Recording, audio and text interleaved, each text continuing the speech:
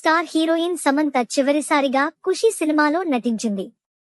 ప్రస్తుతం సమంత ఏ సినిమాలో నటించడం లేదు. అనేక ఆరోగ్య సమస్యలను ఫేస్ చేసిన సమంత పూర్తిగా ఆరోగ్యంపై దృష్టి పెట్టింది. సమంత పెట్టిన ఈ పోస్ట్ ఇప్పుడు హాట్ టాపిక్ గా మారింది.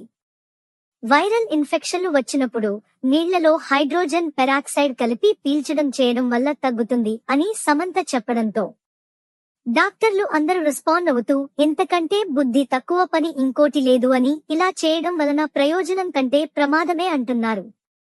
తన లైఫ్ లో జరిగిన సంఘటనల గురించి ఇలా సోషల్ మీడియాలో పోస్ట్ చేసింది.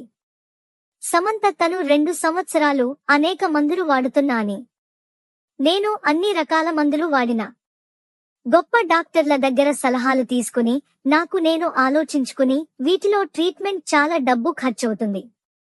నేను భరించగలను కానీ అంత డబ్బు ఖర్చు చేయలేని వారి గురించి నేను చాలా ఆలోచిస్తుంటా. నా ఫ్యాన్స్ డబ్బు ఖర్చు చేయలేని వారి కోసం నేను చెప్పటం నా అదృష్టం.